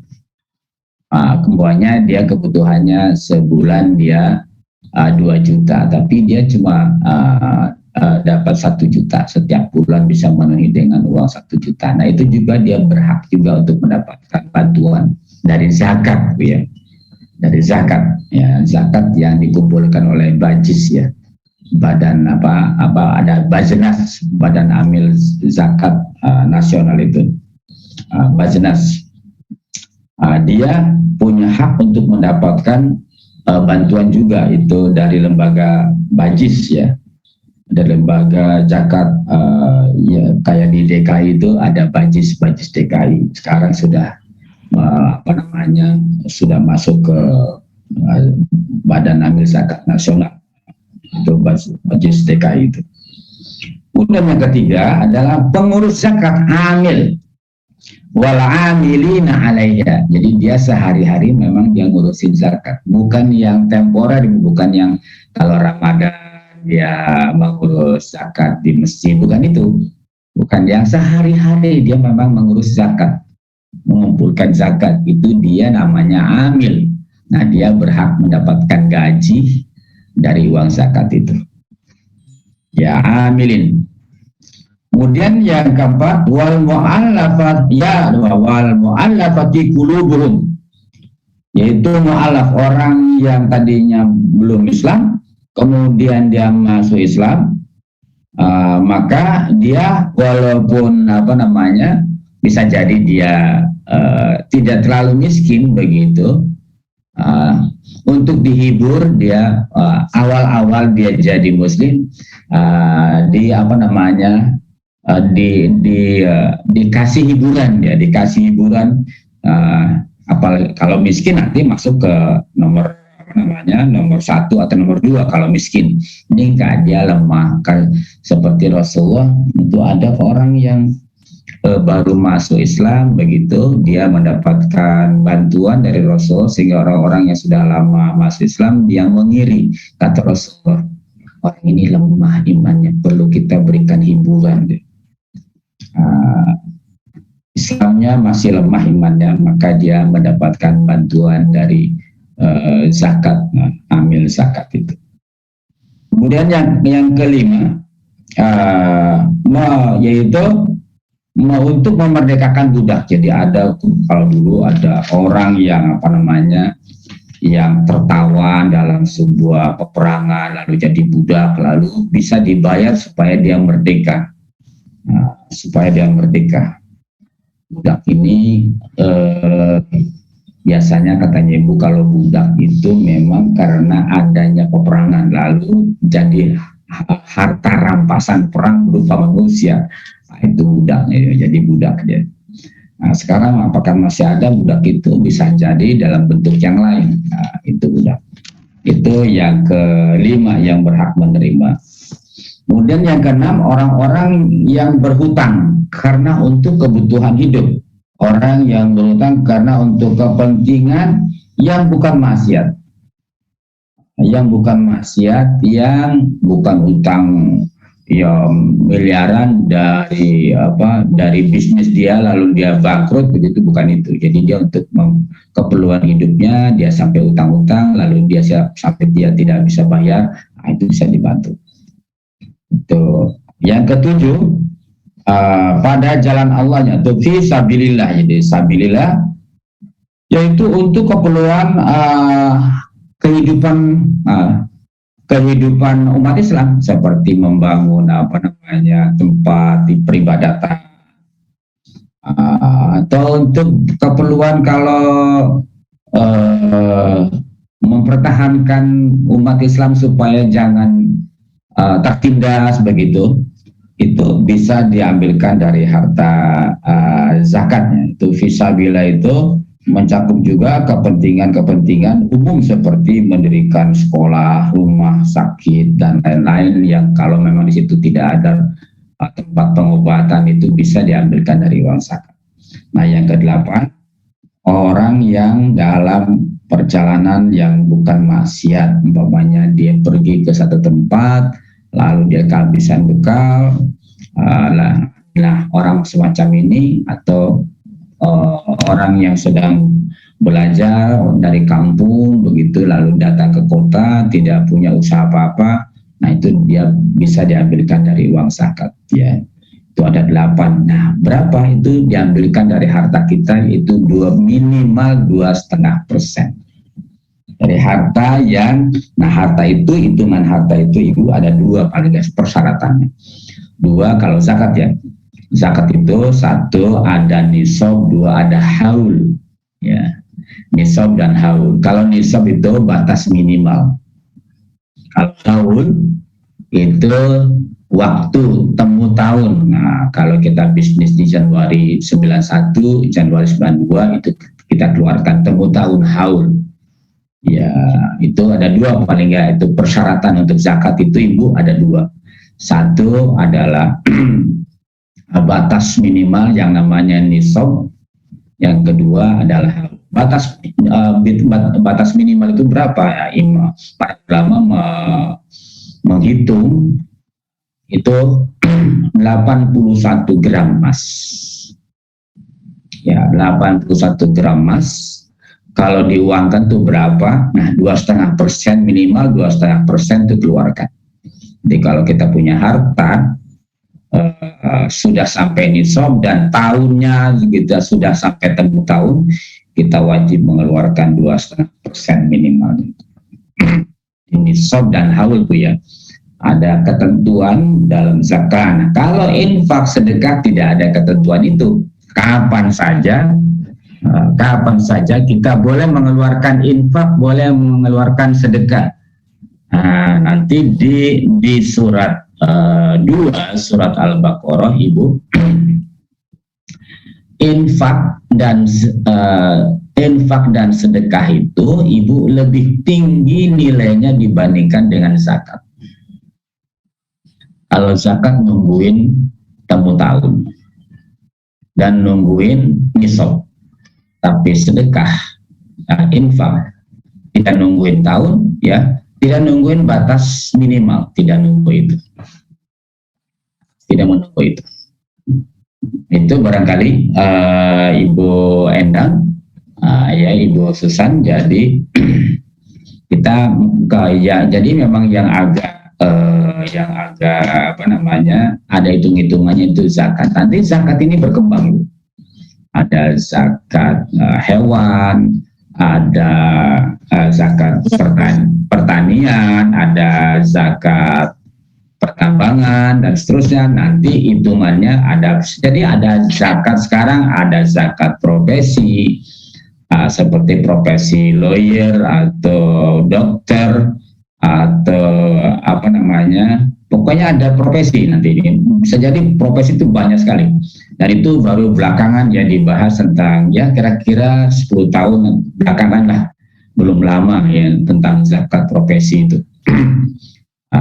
Jadi kalau zakat itu bisa bentuknya banyak, tapi hitung-hitungannya kalau sudah diukur 81 gram, lalu berapa kira-kira kalau banyak 1 gramnya sekarang berapa, 500 atau berapa Bu? 500 atau 1 juta sekarang per 1 gramnya? Kurang lebih 1 juta Pak. 1 juta ya, jadi 1 juta. Jadi kalau umpamanya 81 gram berarti 81 juta. Itu baru kita keluarkan zakatnya 2,5%. Nah itu kalau per gramnya itu 1 juta. Nah itu 2,5%. Nah bagaimana kalau lebih dari itu? Ya boleh, tapi minimal 2,5% kita keluarkan kam, ya itu saya kira itu. Nah kalau kambing, banyak kambing 41 zakatnya, kalau 82, kalau 123 terus begitu. Itu kalau kambing. Nah, kalau kita sudah sampai ke jumlah itu kita keluarkan. Uci, ya. Kalau misalnya kita mendapat uang ya, kemudian kita kan ada keperluan tuh, ya uang itu apakah 2,5% itu dari yang utuh uang itu atau setelah dikurangi keperluan?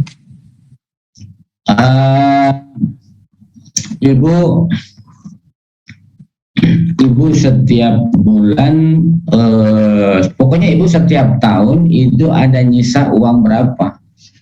Ada nyisa uang kira-kira 81 gram itu 81 juta itu Ibu keluarkan. Tapi bagaimana? Di tengah jalan untuk kebutuhan ini, tinggalnya sampai itu 81 juta tuh, ya berarti Ibu nggak wajib zakat. Gitu. Karena itu hitungannya kan 1 tahun, Bu. Ya. Kalau uang simpanan, ya uang simpanan misalnya Ibu sampai akhir tahun berapa uang simpanan Ibu? Sampaikah 81 gram? Ya. Kalau nggak sampai ya nggak wajib zakat Ibu. Kalau Ibu lebih dari 81 gram, Ibu harus keluarkan. Pak Uci, nisabnya itu 81 atau 85 gram? 2,5% dari 81 juta. Bukan, maksud saya nisab itunya 8. Ya, nisabnya 81. Oh, bukan 85 ya? Iya, ada yang 81, Imam Syafi'i 81. Ya, 81 gram. Oh. Ya. Alias boleh 85. Ya boleh, 85. Yang Syafi'i 81 gram. Nisabnya itu, ya. Selanjutnya mungkin silakan Bu Trisna mau bertanya. Masih di unmute. Masih di mute. Tolong dibuka Bu Dia, Bu Trisna. Ica tanya boleh nggak? Bentar, masih belum bisa Bu Trisna. Masih unmute. Ya, bisa. Silakan. Ya, alhamdulillah Pak Uci, Assalamualaikum. Waalaikumsalam warahmatullahi wabarakatuh. Pak Uci, ini luar biasa. Kalau zakat ini memang luar biasa. Banyak sekali di benak nih yang harus ditanyakan ya Pak Uci. Karena karena berkembang terus nih dunia ini. Nah begini Pak Uci, mengenai kan ada perhiasan, ada tanah, ada deposito, ada tabungan dan segala macamnya itu yang ada nisab dan ada haul. Ya. Nah, pertanyaan saya pertama adalah mengenai perhiasan nih. Mohon maaf nih, ibu-ibu kan senang berhias Pak, banyak perhiasan lah, cincin, gelang segala macam.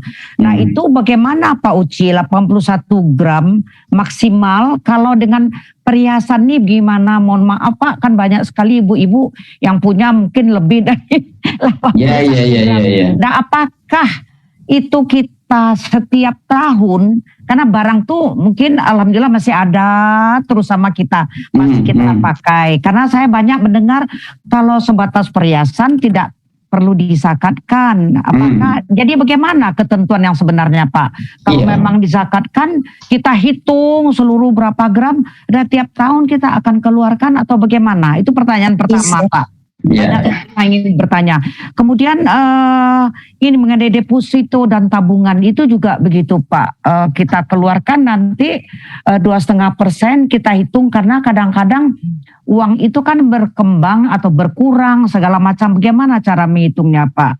Terus ketiga, saya mendengar zakat mal itu baiknya diberikan yang berguna kalau orang miskin misalnya, yang utuh bisa meningkatkan, merubah kehidupan mereka. Jangan hanya berupa dikasihkan sembako dan segala macam. Karena sekarang banyak salah kaprah Pak. Teman-teman di grup arisan, di grup sosial, dikumpulkannya zakat daripada ibu-ibu, nanti hanya dibelikan sembako. Berarti itu tidak sesuai dengan yang diinginkan, gitulah Pak kira-kira. Dimakan udah habis, nggak ada terasa manfaatnya. Nah begitu kira-kira intinya Pak. Kalau dibahas nanti terlalu panjang kalau banyak bertanya. Kira-kira begitu. Bagus sekali Bu Trisna ya. Bagus sekali pertanyaan-pertanyaannya. Pertama, Ibu, zakat itu ada nisabnya dan ada haulnya. Pasti itu selalu. Yang kedua tadi Ibu Trisna menanyakan tentang bagaimana zakat perhiasan. Kalau itu memang kita niatkan untuk perhiasan bukan investasi, itu tetap tidak perlu dizakatkan. Kalau benar-benar ansih ya, kita tidak ada tendensi lain kecuali hanya untuk perhiasan, itu tidak perlu sebesar apapun itu untuk perhiasan. Kalau niat kita katanya nanti kan istafti kolbaka, itu tanya sama hati kamu benar-benar untuk perhiasan atau untuk investasi. Benar-benar untuk perhiasan sebanyak apapun karena tidak akan berkembang, jangan dizakati. Yang dizakatkan itu kalau kita sudah dijadikan itu sebagai investasi. Nah itu ya, zakatnya sama tadi 20%. Jadi mantap Pak, karena jadi takut kita karena. Jadi Ibu banyak emasnya di tangan ini 2 kilo, tangan ini 2 kilo geromjang. Tapi Ibu bilang ini perhiasan ya Allah, oke, nggak apa-apa asal kamu sanggup makanya geromjang gitu. Kayak toko berjalan ya. Kayak toko berjalan, nggak apa-apa kata Allah. Pak Uci, bukan perhiasan cukup satu kali aja. Nah seterusnya perhiasan itu nggak usah, cuma cukup satu kali, bukan begitu Pak? Ya sebenarnya sih enggak, itu kan baik sekali kalau di zakati yang pertama itu bagus sekali. Pada dasarnya Bu, zakat itu kan artinya berkembang. Jadi yang berkembang itu yang dijadikan investasi. Kalau nggak berkembang sebenarnya nggak seperti rumah kan, semahal apapun dia tidak usah dizakati. Tapi kalau rumah itu dijadikan kontrakan, itu hasilnya itu yang dizakat. Berapa hasil dari kontrakan itu? Nyampe nggak 81 gram hasilnya itu yang dikeluarkan zakat. Rumah kita berapa miliar? Rumah-rumah ibu-ibu kan ada yang 2 miliar, ada yang 4 miliar, ada yang 10 miliar, ada yang 20 miliar, kan ada yang 100 miliar rumahnya. Itu rumah nggak berkembang, nggak usah dizakati. nggak untuk perhiasan gitu maksud saya Pak.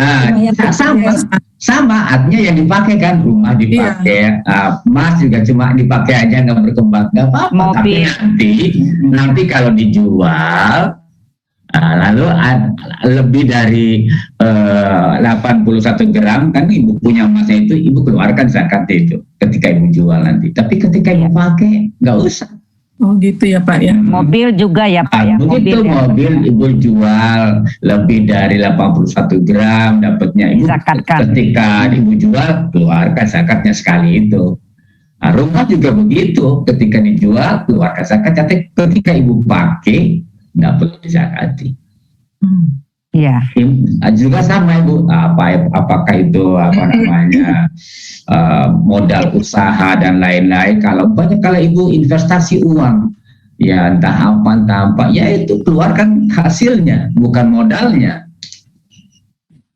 Ya kalau modalnya ya rumah, umpamanya modalnya ya hasil kontrakannya ya. Kan ada orang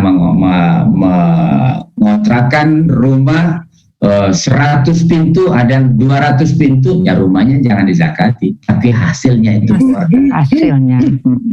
Bagaimana dengan deposito Pak, simpan? Sama juga, hasilnya. Bunganya kali ya. Bunganya dapatnya tuh sebanyak itu 81 gram itu bunganya itu, bukan modalnya. Tahun ya Pak. Ya. Assalamualaikum Pak Uci. Iya Bu. Ini pemahaman saya yang rendah banget Pak. Jadi memang kan sebetulnya Islam itu segala sesuatu harus diusahakan, dikembangkan. Misalnya punya tanah, ya jangan dianggurin. Kalau dia jadi kebun singkong, maka keluarkan zakatnya atas dari panenan singkong atau panenan durian itu, gitu ya Pak. Betul Bu. Sementara katakanlah zakat mal atas zakat atas tanah itu nanti kita keluarkan kalau kita jual. Betul. Dijual kita tidak zakatkan dulu. Berarti saya membalik, misalnya emas saya punya 2 kilo. Kalau keluarin 2,5% tiap tahun kan 10 tahun tinggal 75. Kita keluarkannya nanti waktu dijual, bisa ada keperluan kita keluarkan zakat atas hasil pengembangan. Misalnya belinya 1 juta, waktu dijual 2 juta, maka zakatnya adalah 2,5% dari penambahan 1 juta. Iya. Gitu Pak. Betul. Iya Pak. Nah, tadi ada pertanyaan dari Ibu Trisna yang menarik tadi. Kita sekarang keluarkan zakat untuk beli sembako. Ya, yang kemudian tidak berkembang. Sebenarnya Ibu kata zakat itu ada 2 arti. 1 bersih, 2 berkembang. Kalau kita lihat kamus ya, itu ada 2 itu. 1 bersih buat yang berzakat, berkembang buat yang diberi. Nah, jadi harusnya Ibu belikanlah kambing Ibu 10 gitu kan, kasih sama si Fulan, toh urusin, kita nggak usah bilang ke dia zakat, Ibu berniat zakatnya kepada Allah. Zakatnya banyak Ibu, ada 5 orang berzakat kepada si Fulan, belikan kambing sampai 40 ekor, tuh urusin tuh. Lalu tapi juga kita kasih tahu ilmunya, ilmu memelihara kambing supaya nanti dia bisa tahun depan atau tahun berikutnya bisa berzakat kambing dia. Itu namanya zakat yang berkembang. Makanya di dalam pengembangan zakat itu ada zakat konsumtif, ada produktif. Yang konsumtif itu seperti untuk beasiswa, itu yang produktif untuk pengembangan modal, pengusaha-pengusaha kecil begitu ya. Nah itu untuk produktif, dia kembalikan modalnya tanpa harus berbunga. Nah, itu ada. Jadi zakat itu memang seyogyanya itu berkembang, tidak habis dimakan. Artinya tidak dihabiskan untuk dimakan, dan dikembangkan zakat itu. Kalau mau dihabiskan itu dari sedekah harusnya. Itu harusnya dari sedekah, bukan dari zakat. Kalau zakat itu harusnya berkembang. Nah ini, jadi katanya Bu, Rasulullah itu memberikan zakat kepada seorang itu yang 40 kambing supaya dia nanti jadi pengusaha kambing dia. Masalahnya apa? Ada orang dititipin kambing, Bu, 7 ekor. Jadi 7 ekor, kambingnya setiap tahun dijual sama dia tanpa sepengetahuan si itu nyobain dulu nih, orang ini bisa nggak melihara kambing 7 ekor, kambingnya habis, Bu. Jadi nampaknya kalau kita memberikan modal dari zakat juga tidak bisa kita hanya uang begitu saja, harus diajarin juga keterampilannya. Ilmu mengembangkan ilmu bisnisnya, ilmu beternaknya itu juga harus dikasih. Nggak bisa kita. Jadi bagaimana mengembangkan zakat itu kesulitannya, Bu, bukan sekedar di zakatnya, tapi orangnya bisa nggak memanfaatkan zakat, mengembangkan zakat itu. Nah, jadi ada zakat, Ibu, umpamanya untuk modal usaha itu kadang-kadang habis. Jadi dia ilmu dagangnya juga ternyata harus diberikan juga. Tanpa itu nggak bisa kita. Nah, jadi Ibu, kalau zakat itu 2,5% keluarkan setiap tahun karena ada ketentuan nisab dan haul itu kalau zakat. Kalau sedekah, Ibu, sedekah itu kapan saja. Tidak ada waktu tertentu, kapan saja diperlukan. Itu bisa kita keluarkan zakat. Nah, katanya Ibu, ini di surat Al-Balad ya. Ini di surat 90. Nah, Ibu, inilah sebenarnya luar biasa bahwa amal sosial itu tinggi sekali nilainya dalam pandangan Quran. Ya, di surat 90, surat Al-Balad, dari mulai ayat 10 sampai ayat terakhir 20. Nah, itu amal sosial. Ya, amanat sosial itu.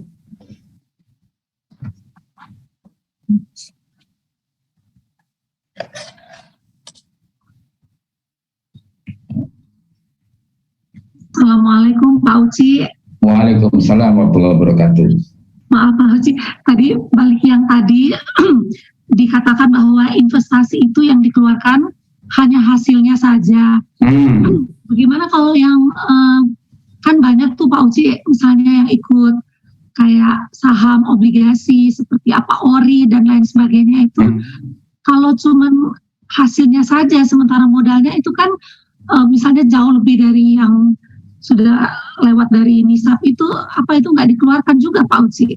Enggak, Bu. Hasilnya saja? Hasilnya aja. Kalau modalnya dikeluarkan ya habis, Ibu. Nggak berkembang lagi. Ya, makasih. Iya, iya. Oke, Ibu di surat 90 ayat 10 katanya Ibu, dan kami telah menunjukkan kepadanya 2 jalan, maka tidakkah sebaiknya dengan harta itu menempuh jalan yang mendaki lagi sukar. Ibu, jalan menuju Tuhan itu sukar katanya. Jalan mendaki. Kenapa? Karena harus dengan harta. Jalan menuju Tuhan itu dengan harta loh. Tahukah kamu apakah jalan yang mendaki lagi sukar itu apa? Fakku rokobah, membebaskan budak dari perbudakan, dari kemiskinan menjadi orang tidak miskin. Itu amal soleh yang tinggi, yang itu akan mempermudah orang masuk surga. Dua, memberi makan pada hari kelaparan. Harusnya dia panen, Ibu, tidak panen, itu kelaparan. Itu dia perlu mendapatkan bantuan. Lalu yang ke-15, yatiman za makrobah, yatim nomor 3 itu, anak yatim yang ada hubungan kerabat. Lalu ayat 16, atau orang miskin yang sangat fakir. Jadi Ibu, menempuh jalan Tuhan itu mendaki, sukar.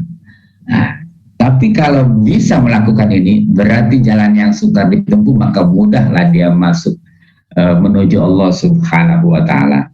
Dia termasuk orang-orang yang beriman dan saling berpesan untuk bersabar dan saling berpesan untuk berkasih sayang.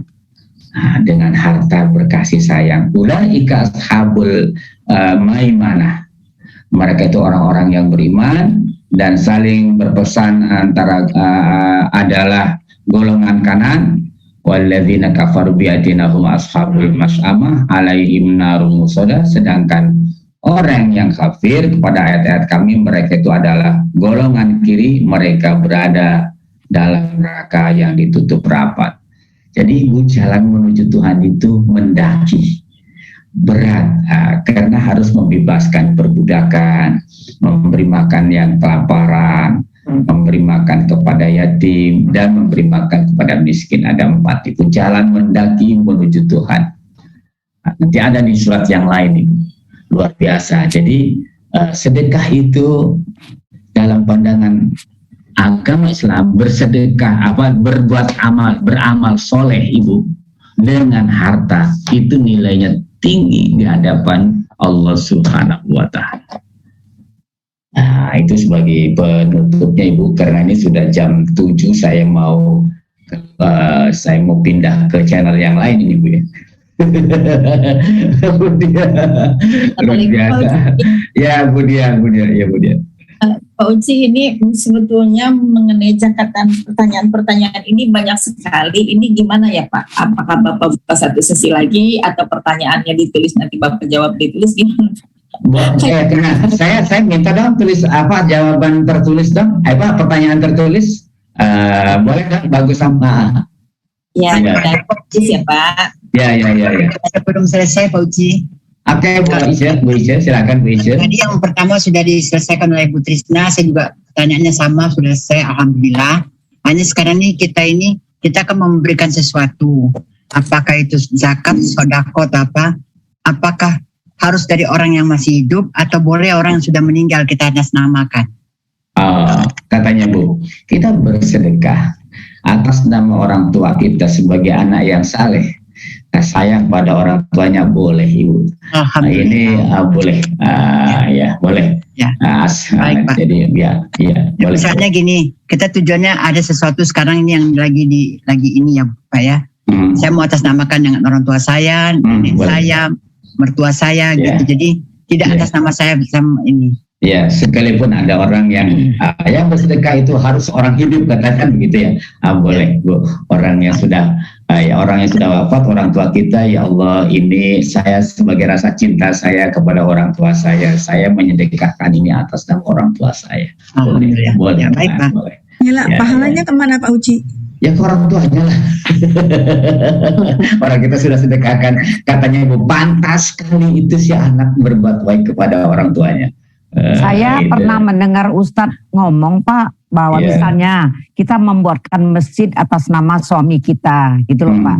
Nah itu pahalanya akan mengalir kepada almarhum dan juga kepada yang melaksanakannya, istrinya yang bangun itu. Kedua-duanya. Kemauan istrinya tidak akan jalan lah itu kan Pak, karena yang masih hidup kan istrinya gitu. Betul nggak Pak? Betul. Jadi katanya Ibu, seorang suami memberikan memberi uang kepada istrinya, lalu istrinya bersedekah, itu suaminya dapat pahala juga tanpa diketahui oleh suaminya. Tahu-tahu nanti di akhirat, saya dapat pahala banyak amat ini. Ternyata istrinya suka sedekah, otomatis suaminya dapat. Ya. Itu sama juga seperti tadi yang Bu Trisna. Jadi ada seorang yang membangun masjid atas nama orang tuanya, dia juga dapat. Itu dia ya Pak, itu benar ya. Iya, dia juga dapat. Iya, makasih. Jadi Allah itu kaya, tidak miskin dengan pahala. Wahnya banget ya, berapa aja dibayar oleh Allah Subhanahu wa Ta'ala ya. Oke. Baik Pak, terima kasih banyak Pak. Sama-sama Ibu. Ibu yang saya hormati, kelihatannya nanti yang belum bisa bertanya boleh disampaikan ke Bu Dia pertanyaannya, nanti saya coba untuk menjawab ya tertulis yang belum sempat bertanya pada saya, dan mudah-mudahan nanti di kesempatan yang lain kita bisa lanjutkan lagi tentang soal zakat, infak, sedekah ini.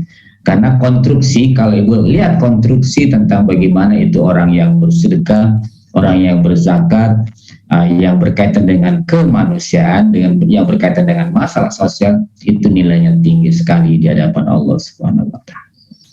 Jadi insya Allah ibu-ibu, kita tadi punya kekayaan harus selalu berkata Masya Allah la quwwata illa billah, jangan sampai syirik dengan harta kita, karena syirik itu bukan hanya menyembah berhala, bukan hanya menyembah patung, bukan hanya menyembah pohon batu, tapi ketika kita mengatakan bahwa saya paling kaya, saya paling hebat, itu juga sudah syirik sebenarnya dalam pandangan Quran. Dari saya mungkin itu dulu untuk pagi ini. Mudah-mudahan ada manfaatnya apa yang saya sampaikan, tapi bahwa sekali lagi bahwa Allah sangat senang sekali kepada orang yang membantu masalah sosial dengan hartanya. Itu sangat senang sekali dalam Al-Quran itu. Bahkan ada orang yang mau mati, dia pengen hidup lagi, lalu dia pengen bersedekah. Tidak bicara soal pengen sholat, pengen puasa, pengen haji, pengen umroh, tapi dia ya Tuhan beri kesempatan pada saya untuk hidup lagi sebentar aja, saya mau sedekah. Jadi artinya apa? Betapa sedekah itu nilainya tinggi di hadapan Allah Subhanahu wa Ta'ala. Itu dijelaskan oleh Allah di surat Al-Munafiqun ayat 10 ya.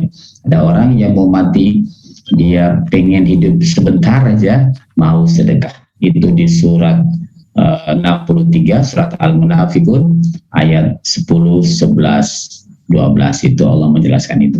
Sekira mungkin itu Bu Dia, Bu Susran, Bu Trisna untuk pagi ini dari saya, dan mohon maaf kalau ada hal-hal yang kurang berkenan, ada hal-hal yang tidak memuaskan jawaban-jawaban saya, itulah yang bisa saya sampaikan, dan kalau benar itu dari Allah, kalau salah itu pasti dari saya. Mungkin itu atau masih ada yang ingin disampaikan lebih dahulu Ibu Dia? Kalau rencana Pak masih ada satu kali pertemuan jika ada Bapak ada waktu, adalah hari Kamis. Apakah topiknya mau lagi? Topiknya kita kalau nggak salah apa ya? Ada berapa topik gitu ya kalau nggak salah, itu berapa? Iya Pak. Yang ketiga belum kita tetapkan topiknya, tapi kelihatannya kok saat ini sesuatu yang dibutuhkan ibu-ibu dan bapak-bapak. Oke, nanti mungkin kita tambahkan lagi Bu. Ya, boleh kita. Ibu, kayaknya ya. Ya, kita tambahkan lagi, mungkin mohon dicatat nanti pertanyaannya, dan boleh melalui Ibu Dia. Ya, iya monggo Pak. Baik, mari kita akhiri sama-sama ibu-ibu dengan membaca istighfar lebih dahulu. Astaghfirullahaladzim, astaghfirullahaladzim, astaghfirullahaladzim, astaghfirullahaladzim, astaghfirullahaladzim. Masya Allah la quwwata illa billah, Masya Allah la quwwata illa billah, Masya Allah la quwwata illa billah. Hasbi Allah la ilaha illa huwa alaihi tawakkaltu wa huwa rabbul arshil azim. Hasbi Allah la ilaha illa huwa alaihi tawakkaltu wa huwa rabbul arshil azim. Allahumma inna nas'aluka ilman nafi'a wa rizqan thayyiban wa amalan mutaqabbala. Allahumma aftah lana hikmataka wa asr alaina rahmataka min khazaini rahmatika ya arhamar rahimin. Rabbana zalamna anfusana wa illam taghfir lana wa tarhamna lanakunanna minal khasirin. Rabbana atina min ladunka rahmatan wa hayyi lana min amrina rasyada. Rabbana atina fid dunya hasanah wa fil akhirati hasanah wa qina adzabannar. Subhana rabbika rabbil izzati amma yasifun wa salamun alal mursalin walhamdulillahi rabbil alamin. Saya mohon maaf dan terima kasih Mudah-mudahan kita bisa jumpa lagi. Ibu tetap semuanya sehat. Assalamualaikum warahmatullahi wabarakatuh. Amin. Waalaikumsalam warahmatullahi wabarakatuh. Terima kasih Pak Uci. Terima kasih Kak Edi. Terima kasih Pak Terima kasih Bu Dia, Bu Susan, semua. Assalamualaikum warahmatullahi wabarakatuh. Yang doa Bu Jumia nggak usah ya, ditutup ya. Waalaikumsalam warahmatullahi wabarakatuh. Terima kasih Pak Ustadz Uci, terima kasih Bu Dia. Sempat ya. Terima kasih Mas Ustaz. Majelis. Assalamualaikum. Sehat-sehat. Terima kasih Bu Dia. La ilaha illa anta wastaghfiruka wa atubu ilaik. Assalamualaikum. Terima kasih Bu Dia. Menurut Bu Ayi, saya pindah mendukung Pak Uci ke sebelah. Assalamualaikum.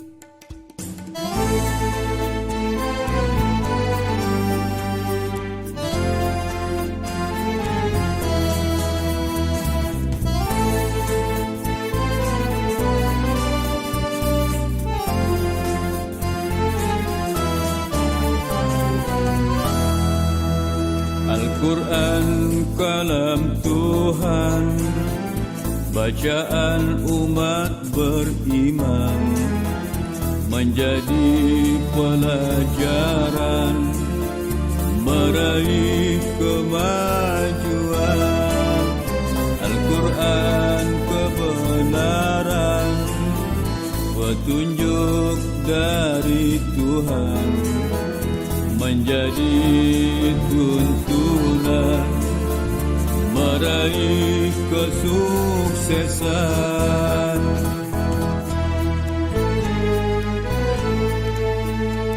Wahai kawan-kawan, jangan lupa Al-Quran, bacalah siang dan malam, membawa ketenangan.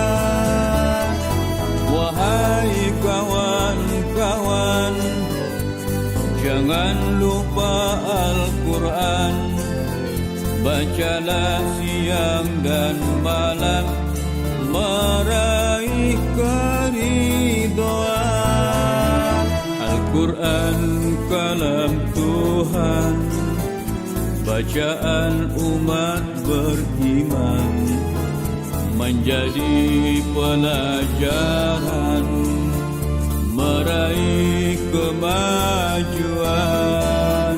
Al-Quran kebenaran, petunjuk dari Tuhan, menjadi tuntunan, meraih kesuksesan. Allahumma arhamna bil Quran, Allahumma arhamna bil Quran.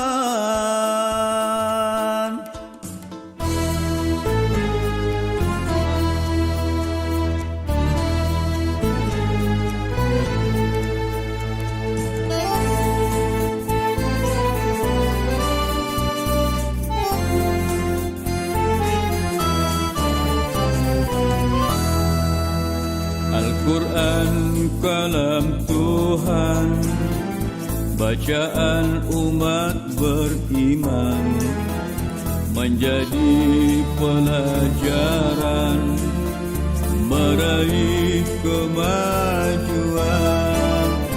Al-Quran kebenaran, petunjuk dari Tuhan, menjadi tuntunan, meraih kesuksesan.